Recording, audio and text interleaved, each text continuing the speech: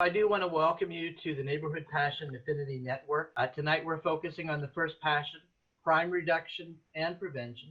Our topic is speed reduction and safer driving. Before we get into the topic for the evening, we want to take a moment to discover who's joined us. In a moment, I'm going to invite each of you to share with us your name, the name of your neighborhood you live in, and just a quick 15 seconds to let us know how speeding and reckless driving are impacting your neighborhood. After you finish speaking, what we want you to do is select someone else in the room to go next. I'll start and we will go around the room and see who wants to share. My name is Jim Hoke. I live over in East Nashville in the historic Edgefield neighborhood.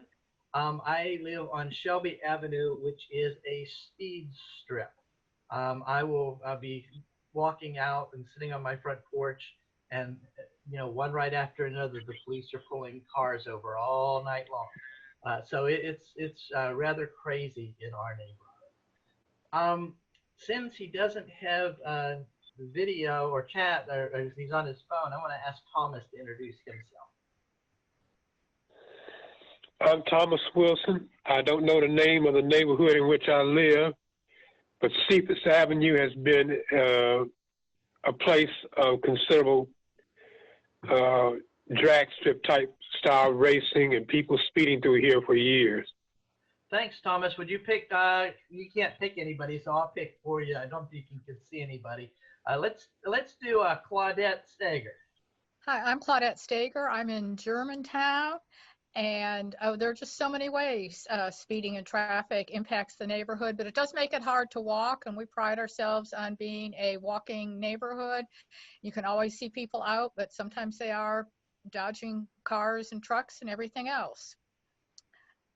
Saying that, I will pick Nora Kern.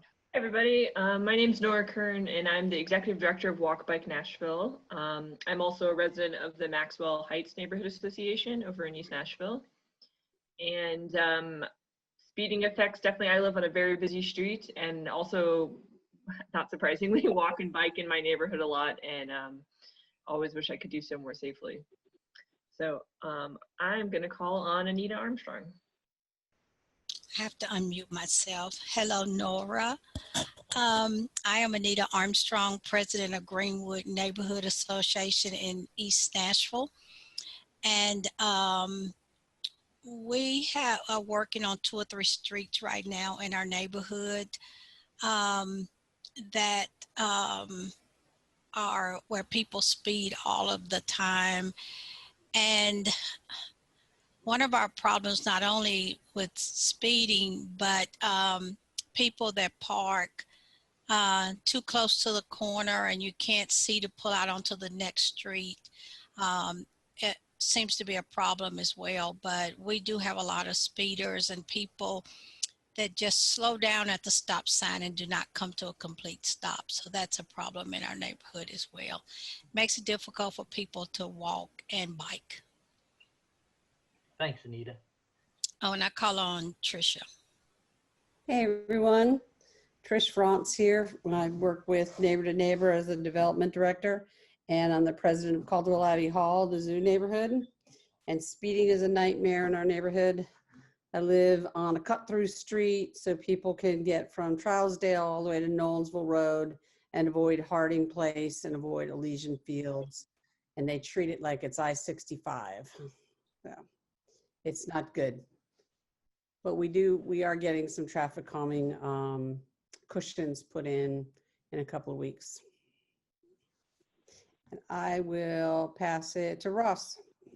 Hey everybody, my name is Ross Holmes. I am the president of East Thompson Community and live in the Glengarry neighborhood, which is between Murfreesboro, Pike, and Thompson Lane.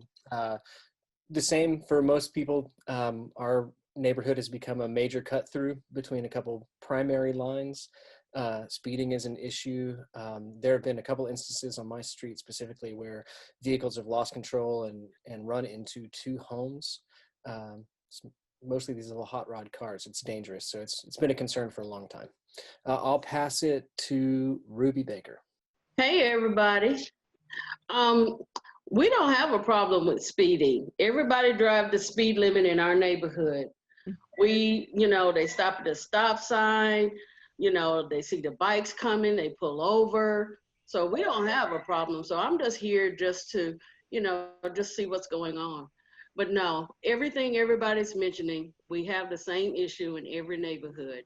So what I hope to take from this meeting, first, my name is Ruby Baker. I'm the president of Bordeaux Hills Residential Association, and I wear other hats as well. But I want to know how we can apply for some the cushions.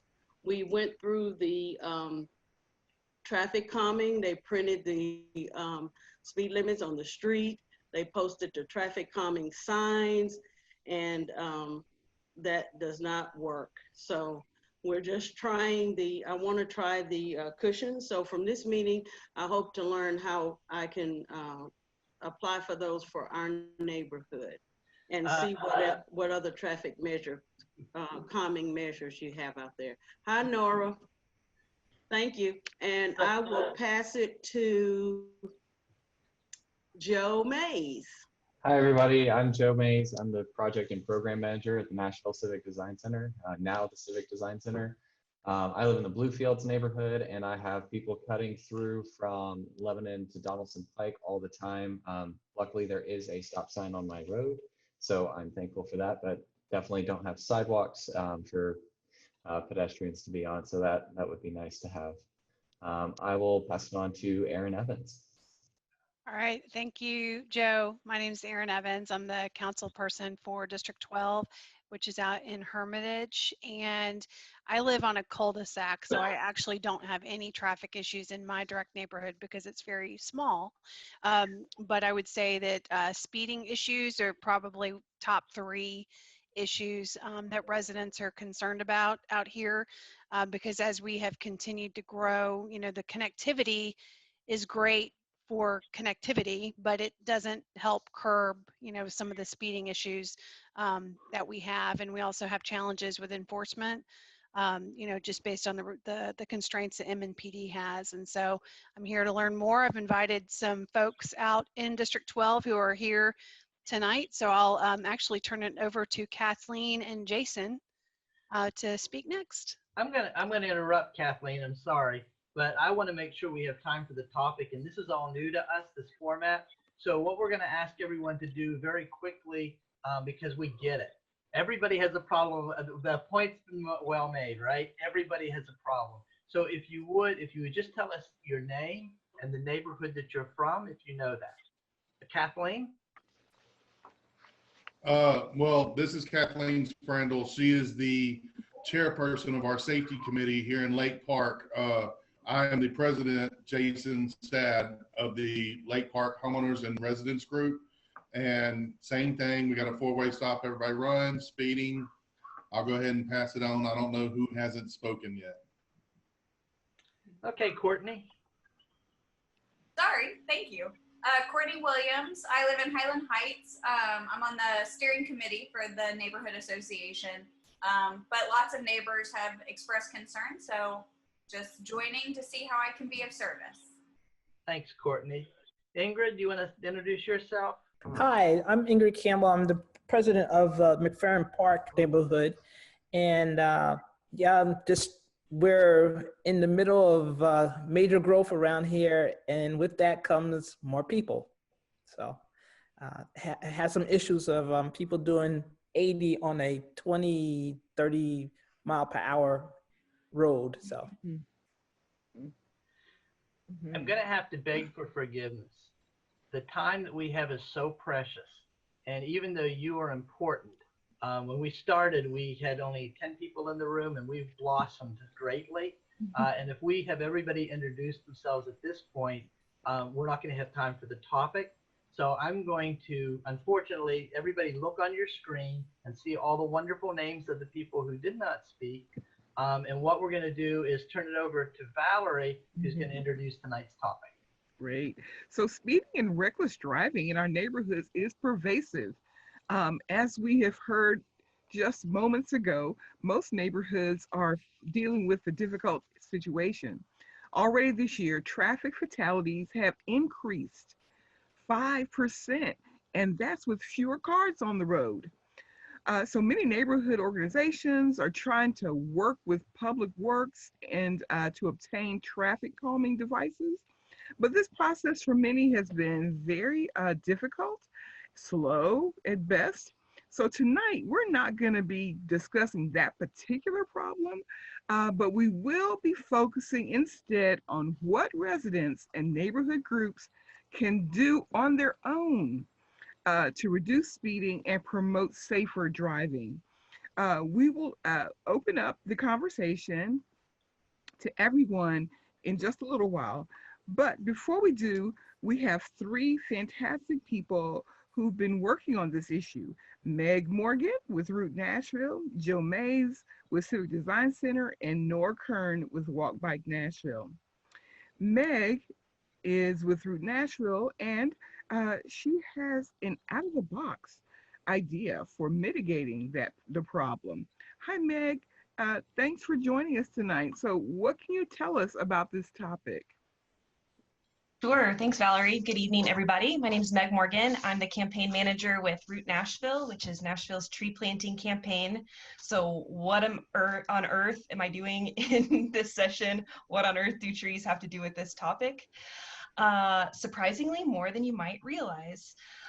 Studies have shown that in tree-lined streets, it can actually reduce drivers' speed with nothing else other than trees by up to 8 miles per hour, just by the fact that trees are there. Why? Maybe several different reasons. The studies show maybe it's because, it kind of creates this natural tunnel. It's called the edge effect. It kind of makes you naturally go slower. But another kind of proposed reason for those reduced speeds because of trees is maybe because of just the calming benefits of trees and the mental health benefits that trees provide us.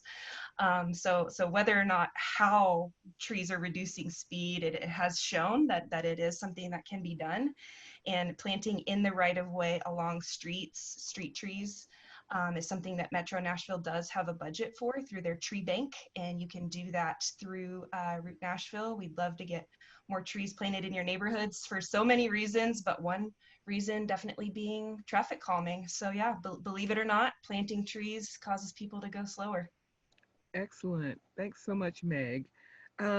So Meg is going to be back with us next week when we start discussing your neighborhood's tree canopy, the benefits and the action steps. So we'll be talking with her next week again. Thanks again. So now we have Joe Mays. Reducing speed and promoting safe driving is something that the Civic Design Center is very familiar with. Hi, Joe. Thanks for joining us tonight. What does the Civic Design Center recommend residents and neighborhood organizations consider doing? So, there's so many different things that you can do as a neighborhood or a neighborhood organization. But what I'm going to share with you now is kind of, so everybody can see the presentation, talk to a little bit about our tactical urbanism group called Turbo. And what we do is we do temporary installations that are low cost and experimental. So a lot of it has to do with traffic calming, pedestrian safety, and really kind of making your neighborhood a more beautiful and functional city for everyone. So depending on the issues that we're trying to face, we create creative solutions to kind of face especially traffic calming and high speed. So one way that this has happened was in the Nations. This is one of the projects one of the first projects we worked on. They had an issue with people speeding down 51st Avenue. So what they did was they threw a block party. They proposed a complete street and a road diet to happen on 51st Avenue. And so this is what it looked like before, which I'm sure many of you are familiar with, the 4-lane road where people can just fly down it, no stop signs. And then afterwards, there was a cycle track, there was 2 lanes and a turn lane and parallel parking, all things that can help slow down traffic. And they also installed stop signs on this road. So this is just one way that tactical urbanism can kind of take away lanes and kind of help in the long run, really change the mindset of a neighborhood, or just change the mindset of what this street should look like. So our process is we identify the problem. So obviously tonight the problem is people speeding through our neighborhoods. We analyze what neighbors have given us through different community feedback sessions. And what we'll do is we'll also identify different funding sources that we can do during that time. Then we'll kind of make conceptual designs to see what it could look like in their neighborhood, and then we'll plan and execute the project. So as part of this process, we have a partnership and we created this permit with Public Works so that people could sanction these types of projects for traffic calming reasons. So that's something that the Design Center helps facilitate. So if you do ever want to do these in the future, you can work with us to make sure that the permit's done correctly and is able to get through properly. So some of these things that we do are traffic circles, and I'll go over some of the projects and examples in Nashville. We've done curb extensions and restriping of the street and pedestrian crossings, all of them being relatively low cost, but it's not something that the city has necessarily paid for in the past. So we try to get creative with our funding sources and work with neighborhoods to find the funding that'll work for them. I'll just go through. In 12 South was where we did a traffic circle, and this was the speeding issue that they had in their neighborhood. And so they got together and got up some funds from the neighborhood organization to pay for this traffic circle. And ultimately, I'm sure many of you have seen this through your, if you've applied for the Public Works traffic calming, they've gone through that process, you've seen their permanent install of a traffic circle. And that kind of started with the turbo installation. And so the turbo install was up for about 6 months to a year. It actually got expanded from its initial permit because people liked it so much. So they can be either a day-long or a year-long installation. And we also partnered with Little Kyrgyzstan and did some research with the students there and increased kind of the pedestrian spaces and restriped the road to make sure that there was more space for pedestrians to kind of walk, as well as a better space right there off of Nolensville Pike to connect to some of the businesses there. So kind of the first step, and what I recommend everybody doing is, if you do have an issue, you can get in touch with us at the Design Center and fill out a work order on our tacticalurbanism.org website. So just to give you a little bit about what we do. Excellent. Thank you so much, Joe. And Joe will be back with us when we talk about neighborhood planning and development at an upcoming session. Well, now this is a subject that Walk Bike Nashville has been working on for a very long time. So Nora, thanks so much for joining us this evening. So what is it your organization's been doing, and what do you think residents and neighborhood groups can do? Yeah, thank you so much for having me. Let me see if I can share my screen real quick. So yeah, as has been stated, my name is Nora Kern. I'm with Walk Bike Nashville. So we're a nonprofit that's been around for 20 plus years, working to make our streets more walkable, bikeable, and our neighborhoods more livable. And speed is really one of our primary things we focus on. We want our streets to be safe. We want people to feel comfortable to get out and walk and bike, whether it's going to a grocery store, going to school or work, or just going out to get some exercise around your neighborhood. And unfortunately, we know that speeding is the #1, I guess, cause of fatal crashes. And as Jim mentioned earlier, we've seen an increasing number of fatal crashes, particularly for pedestrians in Nashville. So there've already been 25 people killed walking in Nashville just this year. There've actually been 5 people killed walking in September. So this is something we've been doing a lot of advocacy around for a number of years and are really looking for allies to help us with that. So I'm going to cover a couple things that are more on the advocacy side, just because we're always looking for people to share the same message and be talking to their council members. And then also a couple programs we're working on now that we hope people can get involved with. So first, one exciting piece of news, a lot of people may have heard about this in the media and in the news and online, is at some point, we think this year, the city is supposed to reduce the neighborhood speed limits to 25. So that would be everywhere within the urban services district. And I think it'll be really exciting. Obviously, that's not gonna, we all know that a speed limit is not gonna change everyone's behavior. But a lot of other cities that have had citywide changes have seen some improvements because of the messaging. It's kind of an educational tactic. So that has been gone through council, and Public Works is working on a plan to figure out how to do that. It got a little bit delayed like everything else during the pandemic, but it's something we're excited and have been pushing for a number of years. And so that's just one reminder of something that's been going on. Related to that, any neighborhood can also request a further reduction of their speed limit. So I'm also a member of the Traffic and Parking Commission, and we review all the speed limits. So if you think your street needs a slower speed limit, or if it's not one of the streets that's included in this project, which will be just the local streets, kind of the residential streets in the urban service district, you can actually go ahead and talk to your council member and request through the Traffic and Parking Commission that your speed limit be lowered. So that's something we really encourage a lot of neighborhoods to do. The Traffic and Parking Commission has never refused a speed limit reduction in my time on it. So it's a great way to start the ball rolling. Another thing, I know we're not going to get all the way into the traffic calming program, but this is something we've been advocating for a number of years, and we're really looking for allies to help us advocate for the expansion of the traffic calming program. As many of us know, it was revamped in 2019, which was really exciting to have a more robust process and have a process that really allows people to get those higher quality traffic calming things like speed humps, speed tables, neighborhood roundabouts, many of the things other people mentioned. But currently the city is only doing 2 cycles per year, and they're only selecting 6 to 8 applications. And just this year alone, over 100 different neighborhoods applied.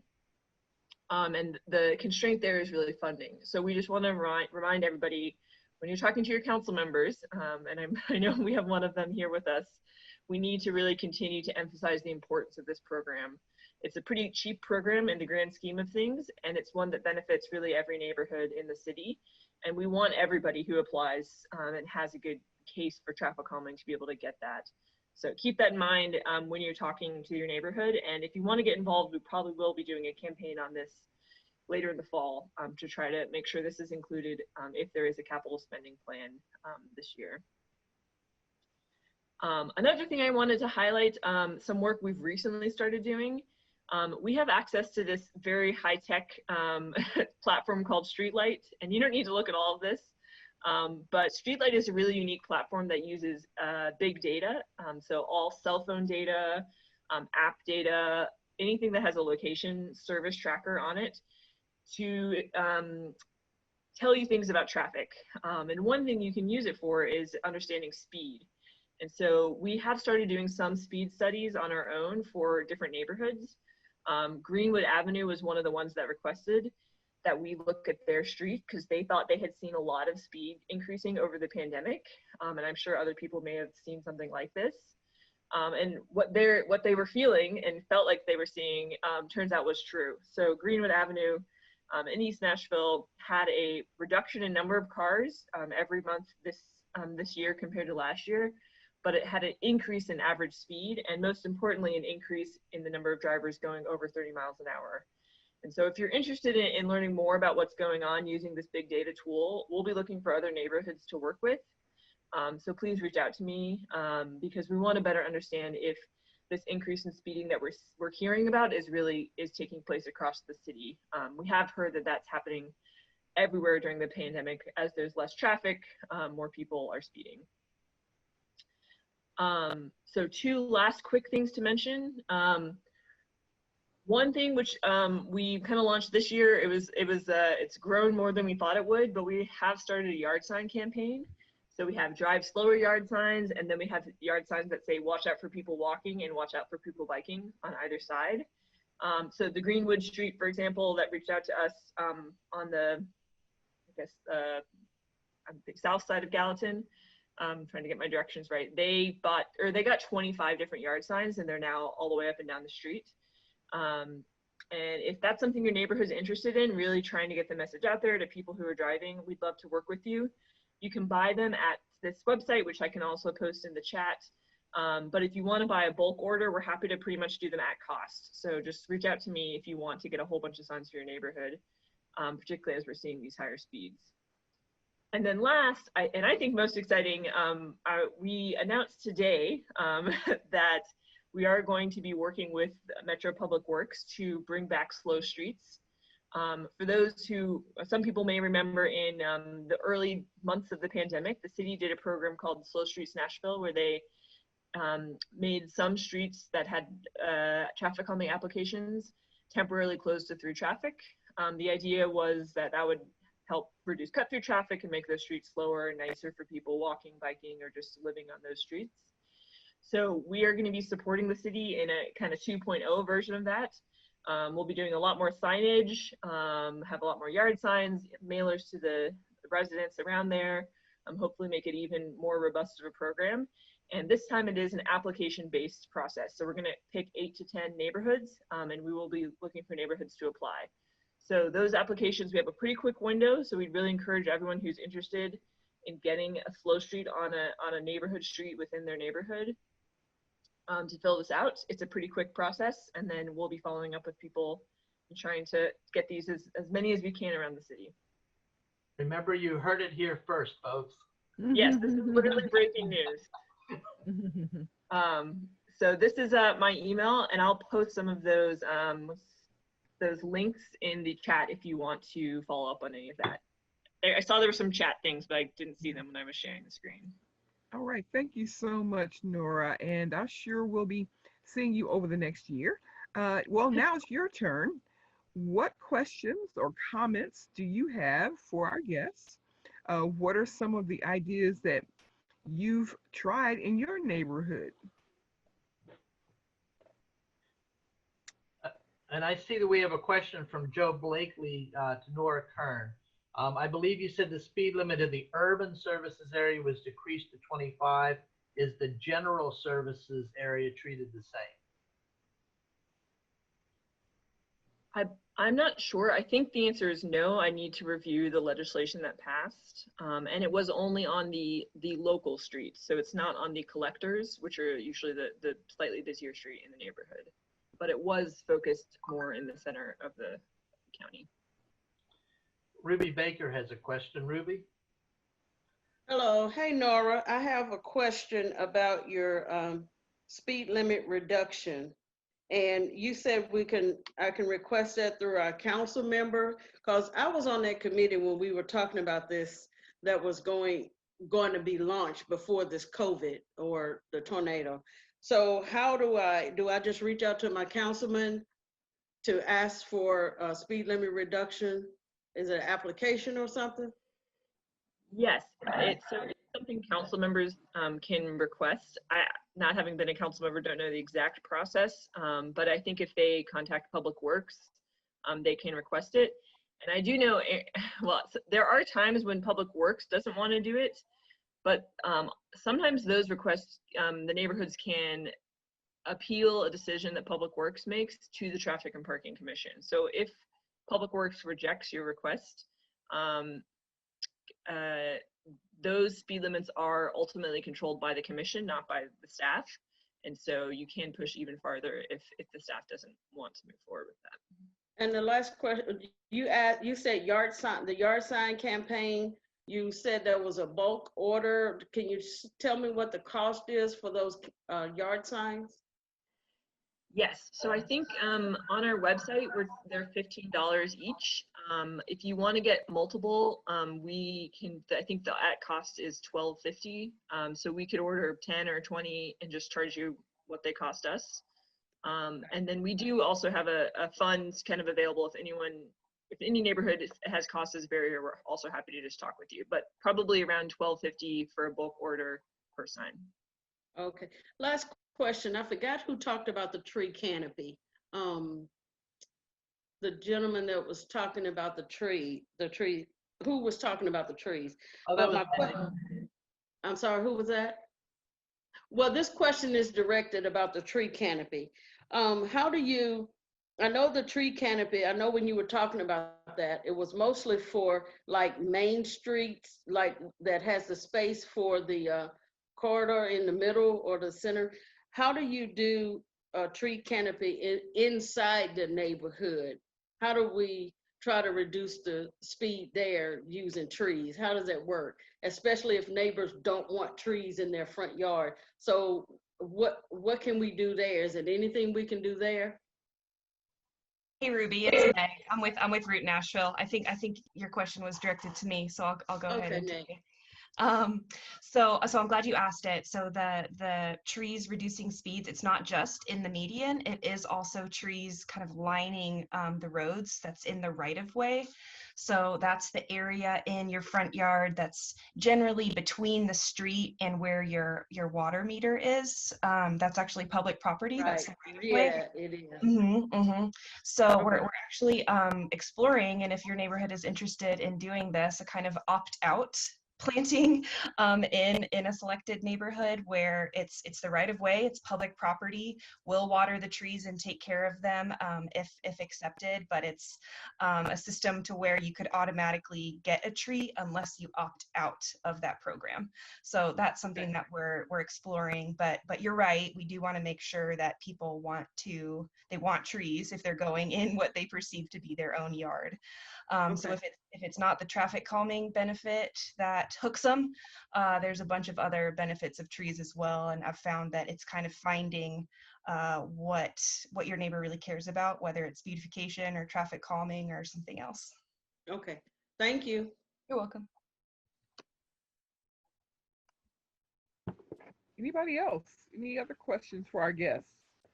Could I ask a question, a follow-up question to Meg on that? This similar question with the water meter in my neighborhood, it's almost like the water meter comes right up to the sidewalk. Sometimes, like, we don't have planting strips uniformly like go down the sides of the streets. So when you suggest working with neighborhoods for kind of like these opt-out programs, I love that idea, but I'm wondering, are there typical trees that they introduce in settings like these urban neighborhoods that have like controlled size? Because we also deal with a lot of the power lines being directly over those spaces along the roadways. So we see small trees go in sometimes and get taken out very quickly. So we've seen a diminished canopy kind of like with our growth. And I'm not sure where the trees will go anymore in some cases. Yeah, so what the right of way actually is the definition is very much a gray area. So if your water meter is closer up to the street, maybe your technical right of way is a little bit beyond that. There isn't really a hard and fast definition of what the right of way actually is. It's kind of generally that area. And then you're totally right. You don't want to plant trees if they're only going to get taken down, right? Right tree, right place is a kind of mantra in the tree world. So if there are power lines there, if you can't have an understory tree, which could be something smaller like a dogwood or a redbud, you could look at the other side of the street. Maybe even if it's one side of the street that's tree lined, I bet that would still have a positive benefit, or even trees kind of backing up a little bit further away from the road. I'm not sure if it would have as much of an impact on traffic calming, but again, you still get all the other benefits of trees. I mean, it sounds awesome. Is there a way that we can like reach out to start that process where then Metro would almost like evaluate the options in the area that expresses interest? Totally. So we have a program called the Neighborhood Planting Captain Program, and someone within a neighborhood can kind of be the tree spokesperson in their neighborhood and be awarded a certain number of trees, whether that's through the Root Nashville budget or through the Metro kind of tree bank right-of-way budget. But that's something we can kind of take on a neighborhood by neighborhood basis. So yeah, to you and to everyone, I dropped my email as well as the kind of general Root Nashville email. That's probably the best way to get the conversation started with with you, Courtney, and with anyone else.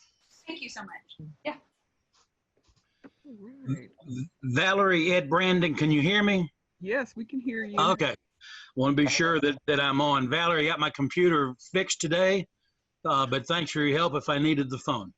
Okay. Two things. Number one, Courtney, I was on the Zoom call or WebEx call for the tree people this week, and the guest was the person who's in charge of cutting for NES. And one thing they suggested was shrubs rather than trees. And if you talk to NES, in addition to Public Works, you may get some guidance in terms of what the right tree is for the right place, because they keep up with the heights to which trees grow and how wide they get before they impede the sidewalk and so forth. So I would suggest talking to NES.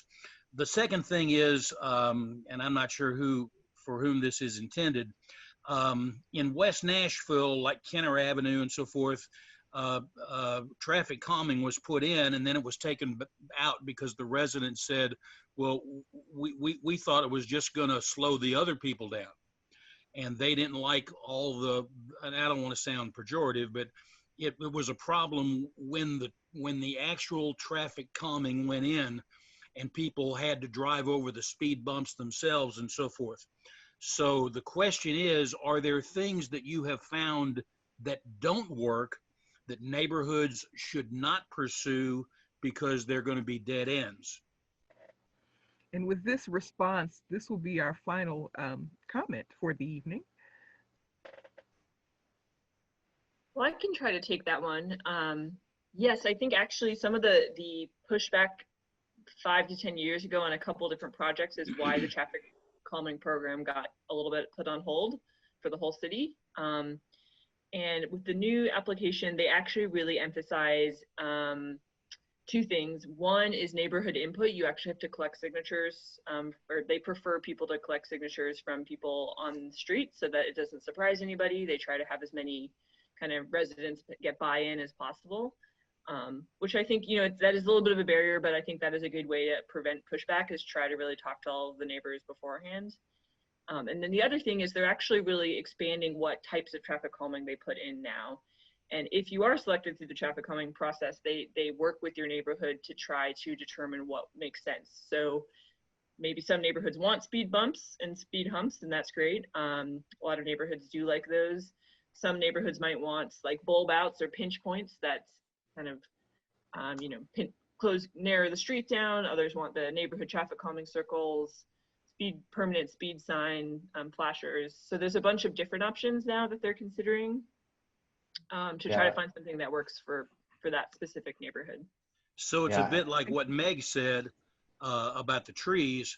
One size doesn't fit all. Things are being more targeted towards specific neighborhood needs. Great. Yeah. Thank you. Thank you so much. Thank you all so very much. I'm going to turn it back over to Jim now. One moment. Oh, there we go. All right, everybody. Let's see here. Thanks, Valerie. And thanks again to Meg, Joe, and Nora, and everyone who participated in tonight's session. This is the first night, and we want to improve every week. So that being said, look in your email boxes tomorrow for a brief survey. I mean brief. Just to give us the ideas of what you liked, what you didn't, and any suggestion for future topics. We'll be back next week to focus on neighborhood beautification and the environment. Tonight's guest, Meg Morgan, will be back and spending the full presentation time, not the full, about 5-10 minutes, talking about your neighborhood's tree canopy, benefits, and action steps. I just posted the link to register for the session in your chat window. On Thursday nights at 6:15, we're going to be hosting a networking session on one of the 8 neighborhood passions. The videos, after editing is done, will be available on our website as well as YouTube and Vimeo challenges. If you have a suggestion for a topic that you would like for us to explore, or any other comments that you would like to share, I have shared Valerie and my email addresses below. Thanks a lot. Have a good night.